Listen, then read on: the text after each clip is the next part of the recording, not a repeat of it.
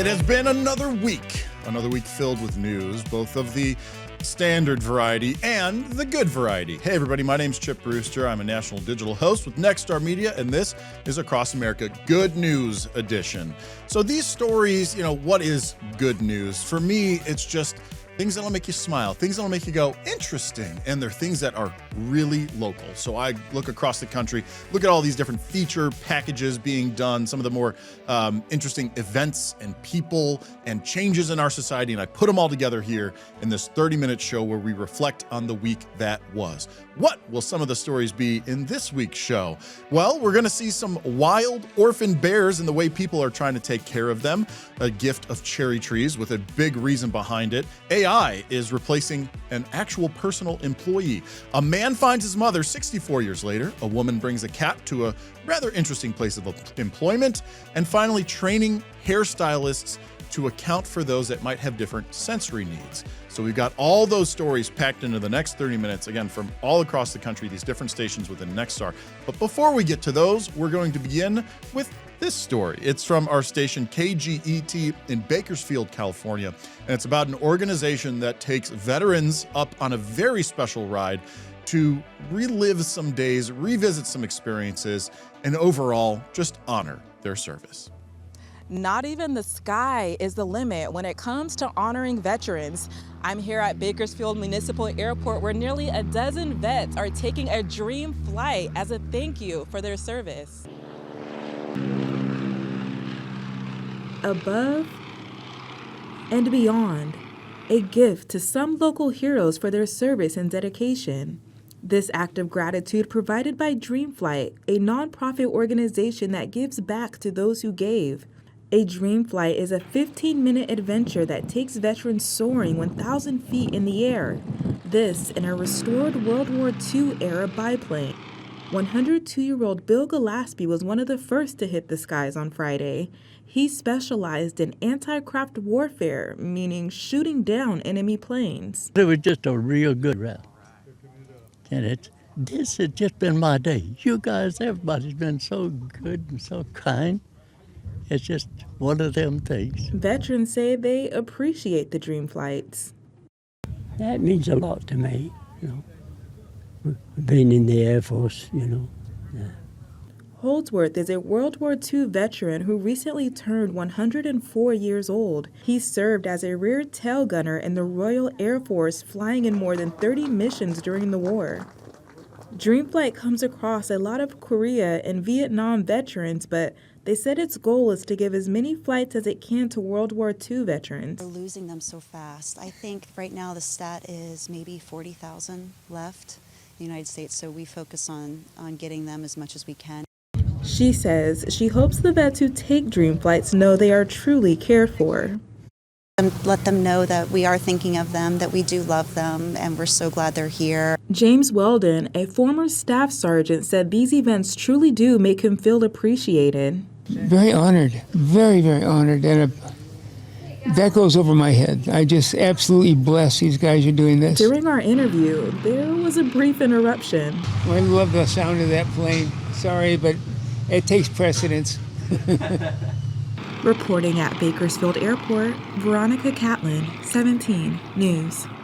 I always appreciate a good story about honoring those who have served, especially those who served before the current servicemen and women. I say that as an Army reservist because without them, current service members would not have had the opportunity to even enlist or commission, depending on if you are enlisted or officer. So thank you for your service. Next story on this week's edition is coming to us from WCIA in Champaign, Illinois, and it's a rather impressive story about a man traveling from Australia to meet his biological mother for the first time after a decades-long search.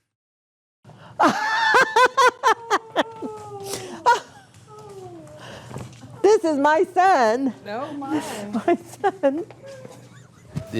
To me, it's a miracle. The way everything's just came into place. I am so happy to find my son. Only 64 years, 3 months, and a week late. That's how long ago Ronald Conkle was put up for adoption. I treated that quite well because most parents get stuck with their kids. My mom and dad chose me. But he says he was always curious about his birth parents and tried for decades to find them. He had almost given up hope when he got an email from Ancestry.com 5 weeks ago. He matched to his first cousin Grace, who he immediately messaged. I gave my name, my date of birth, my phone number, my address. I gave her everything. And I said, can you just ask family if they know anything about me? 20 minutes later, I get a phone call, and it's Grace. And she says, I just talked to my Aunt Judy. She's your mom, and she wants to talk to you. Conkle says he has to pinch himself to remind him this is real. I'm 64. At my age, I thought my mom would have been gone. To have it happen, that she's still alive, and that she wants to talk to me. One of the first things that I said to her was, thank you. Conkle says he never held his birth mother's decision against her. That was probably one of the hardest things she's ever had to do. But it was probably one of the better things for me that she did. Judy Sanders got pregnant at 15. Years later, she married a man on active duty in the military, and they were moved to Panama. There, she was exposed to Agent Orange, an herbicide known for causing long-term health issues. In Sanders' case, it affected the lives of her 2 children, starting with her daughter. Her heart was backwards and on the wrong side of her body. She lived 1 day. And my son was born 8 years later, identical condition.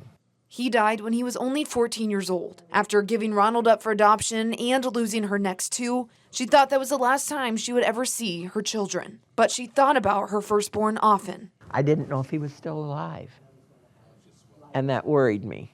Not a worry anymore. 64 years later, now that Sanders has her son, she's holding on tight and never letting go. Keeping in touch. I ain't letting that kid out of my sight. Well, he's out of my sight, but not out of my mind. And that, the story, of course, that he is 64, spent his entire life wondering if his biological mom was even still alive. And then learning about what had happened to her, having him as a teenager, giving him up really for his own benefit, and then losing the other 2 children that she tried to have due to that condition. I mean, just what an amazing story. And it's one of those, this story is from Central Illinois. Like, we probably would not have heard of it if it weren't for this show. That's why I get so jazzed to do this show every single week, excuse me. We are going to take a quick break, though, and we've got more of these great feature stories on the other side.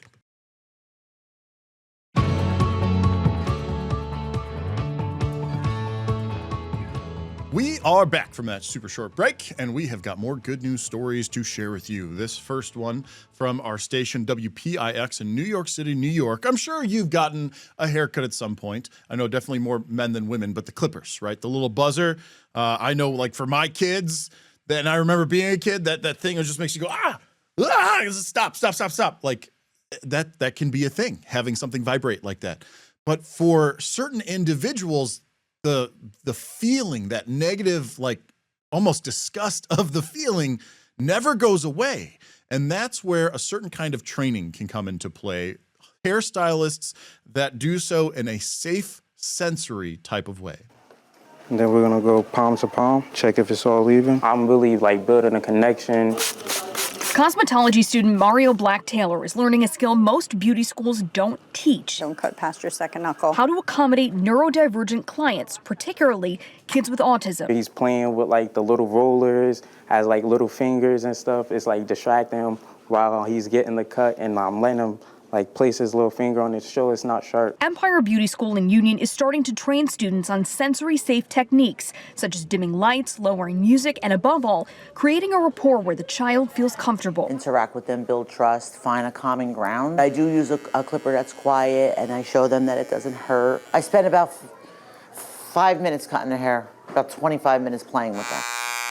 East Orange mom Dana Dennis is partnering with the school through her advocacy group, Sensory Safe Cuts. She trains hairdressers on best practices for accommodating neurodivergent clients and is lobbying to require sensory safe training in New Jersey's cosmetology curriculum. We need a standard right now across the industry. We're asking for 6 hours pre-salon. So it's for someone who is in training, additional continuing education once you're in the field and you're actually working. She became an advocate after struggling to find a barber for her son who has autism. I think we went through 6 barbers in 2 years. She hopes New Jersey will be the first state to require sensory safe training and set an example for the rest of the country. There are a lot of things that New Jersey is leading on when it comes to the special needs community. And so we need to go ahead and expand that.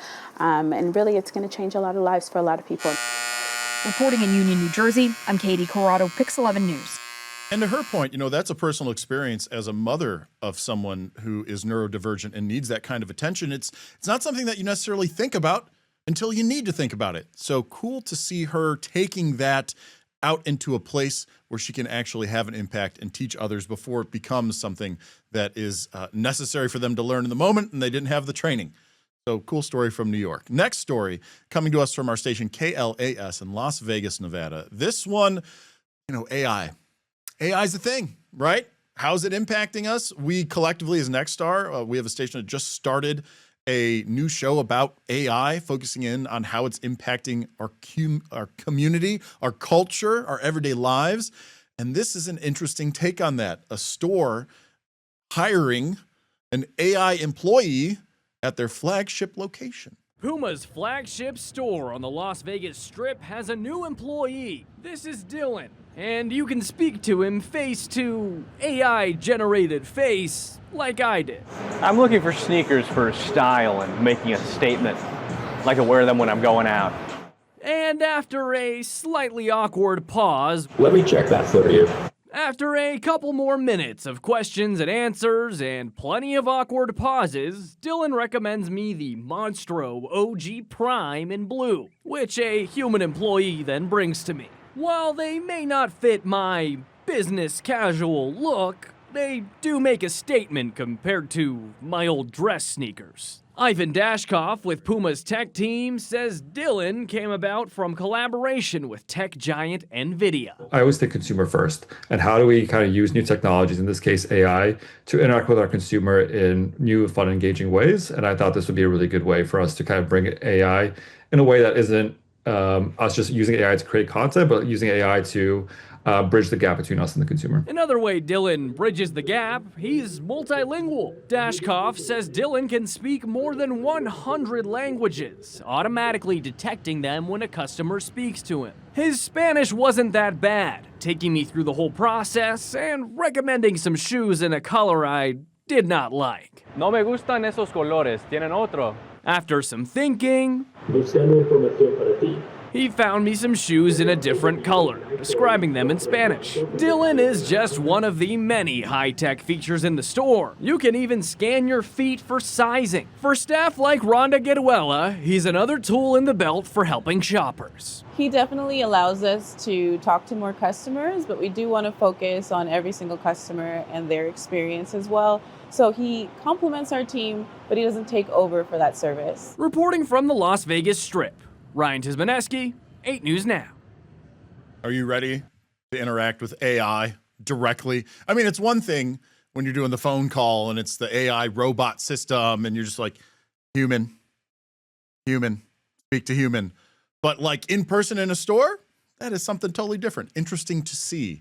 We'll see then if it is successful for them as well. Got another story for you before we do another break. This one from our station in Washington, D.C., WDCW. For those that weren't aware, it's the 250th birthday of America this year, July 4th, 2026, being founded originally oh man, don't mess this up, Chip. I believe it was the signing of the Declaration of Independence in 1776. Man, I hope I got that right. Regardless, we at Nexstar are celebrating 250 with a multitude of stories. We're aiming for 250 of them over the next few months.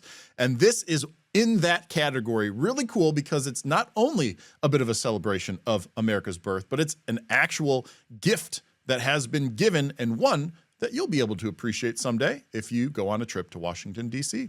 Japanese and American leaders coming together for a ceremonial tree planting. I want to show you what these new cherry trees look like. They may be small now, but soon they will grow tall and strong, just like the bond, the relationship between America and Japan. They're more than just something nice to look at. They're beautiful.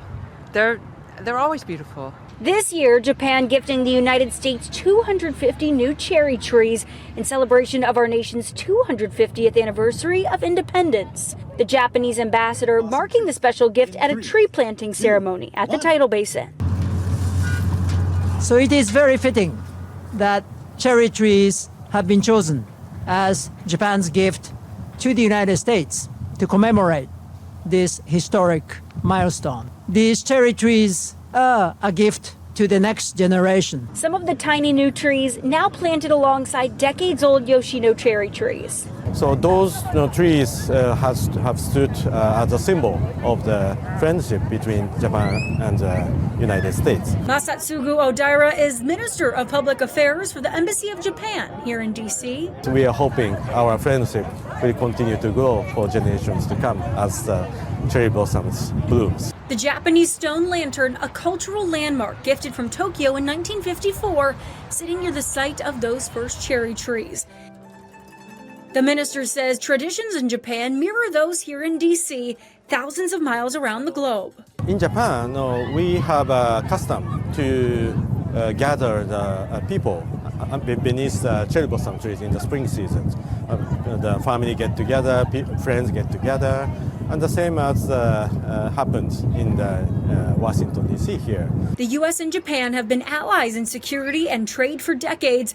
Odaira says these new trees are a sign of the strong present-day ties between the two nations. Japan-U.S. relationship is stronger than ever in the current administration, like between Prime Minister Takaichi and President Trump. This trust relationship has not been created by the government alone. So the people-to-people ties between Japan and the United States has been the great foundation to promoting our trust and mutual understanding between the two countries. And amid massive springtime crowds, the blossoms still bring about a feeling of friendship and connection. When I stood here, I felt, of course, now I felt something of beauty from the cherry blossom tree, but at the same time, I felt something beyond the beauty. I feel a little bit quite sense of connection between Japan and the United States. More than 1 million people are expected to visit Washington, D.C. during cherry blossom season. At the tidal basin, I'm Randy Bass, D.C. News Now. I'll tell you, I am not one of them this year anyway, but it is on my travel bucket list to get out there and see the cherry blossoms in person. Hopefully, anyone out there watching this, whether you have it on your bucket list or not, we've certainly seen the pictures. And if you want to get there, I hope you do get there. We've got to take one more break, but I've got two more stories for you on the other side of it, both of them related to animals. And I'll tell you what, both of them pretty unique animal stories. Don't go anywhere.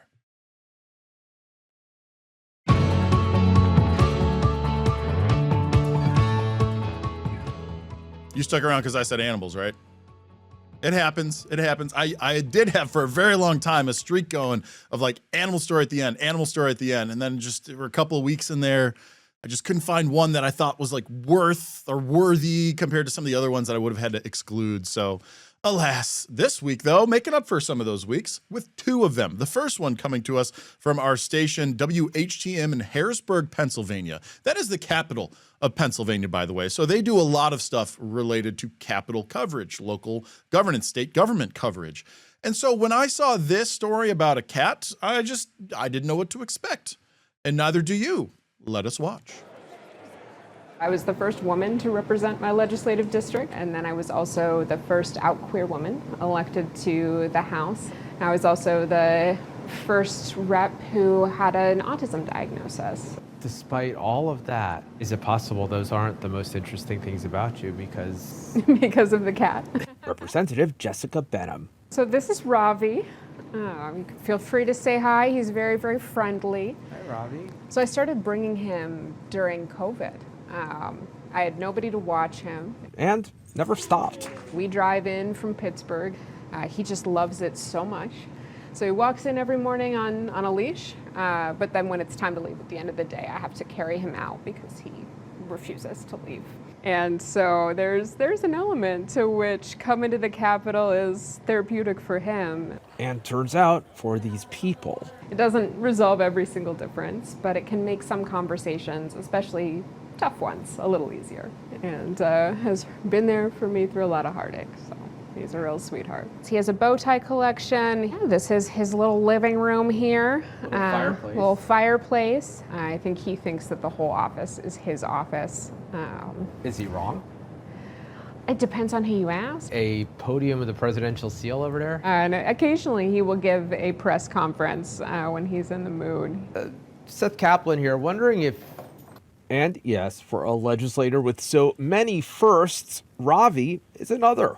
There are a lot of members who will bring their dogs, but he is the only cat that comes. I think if folks were to comment on, the most unique or interesting things about me, bringing a cat to the Capitol would probably rate pretty far up there, for sure. In Harrisburg, Seth Kaplan, ABC 27 News. I mean, there were so many things in this story. The cat, of course, first and foremost. I do love how it started, like, here's how this politician broke a few different ceilings, right? And then it was, nope, she really is known for bringing her cat to the Capitol. And then you see the cat, and you're like, okay, cat. And then you see the living room and the fireplace and the podium that the cat stands at sometimes. I don't know. There's just that. I try to not do any stories, just a little bit behind the curtain, that could show any kind of political nature. Just don't want to mix in there, risk anything, because this is Good News Edition, right? But come on. Right? The cat, I don't care where you fall politically. That was an interesting story. And I hope you all feel the same about this last story. This one is going to come to us from our station KUSI in San Diego, California. And it is a feature on 2 orphaned wild bears and what the staff is doing to not only nurse them back to health, but try to keep them wild. Check this out. The team inside the Ramona Wildlife Center has one big mission. We rehabilitate sick, injured, and orphan wildlife with the goal to release them back into the wild. On a moment's notice, on March 15, they received 2 orphaned black bear cubs. Their mama bear was euthanized after injuring 2 people and living underneath a home in Monrovia. Was, a pretty precarious situation because they had come directly from a mother. Typically, cubs that are that young can be challenging to try to get to latch onto a bottle. So really, our team had to put our heads together and decide how we were going to go ahead and get them the nutrition they needed, as well as try to keep them as wild as possible. Angela Hernandez-Cusick helps care for these baby cubs and make sure they get the nutrients they need 3 times a day. It's formula. It's like how human babies receive powdered formula. They make it for different species as well. Using a special bear formula, she makes a liquid gruel and has started chopping up fruit as they get a little bit bigger. It's not what they would typically eat. Mom would still be nursing them, and we're not going to be better than mom, but we try our best to be the best surrogates that we can. The baby cubs still need help eating, but to make sure they don't get used to human help, the team puts on a bear suit. So we wear fur coats, bear masks, essentially to try to mask our human scent as much as possible, as well as just mask us looking like humans at all. We really want the cubs that when they look at us, they see as much of a mom as possible. So while it's not perfect, it's definitely all in the best interest of keeping the cubs wild. It's pretty surreal being in there with them. We do definitely feel like surrogate parents. We watch their personalities between the 2 shine through. Inside their temporary home, they've tried to replicate a natural habitat.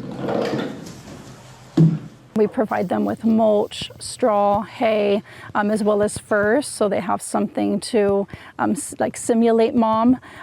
We also give them a nice cozy hideout, which could be a crate or an igloo. They have both in this case, as well as branches, natural browse. And by this summer, the 2 bear cubs will transition from the indoor facility to this larger outdoor one, so they can continue to get accustomed to the outdoors and also grow a little bit stronger before they can be released. These 2 little ones needed somewhere to go, so we're just happy that we're able to try to, help them continue to grow, stay wild, and that's our ultimate mission.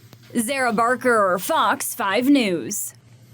And she mentioned it, this is really only the beginning of this story, not only the enclosure rehabilitation, then the outdoor rehabilitation, and then hopefully the release into the wild. I'm going to promise you right now, if I see more updates from KUSI on this story, I will include them on Good News Edition. And though it's the start of their story, it is the end of this week's episode. I appreciate you all watching along with me and learning about these really fascinating local stories from across America here on Across America Good News Edition. Again, my name is Chip Brewster, and I cannot wait to do this again next week. See you there.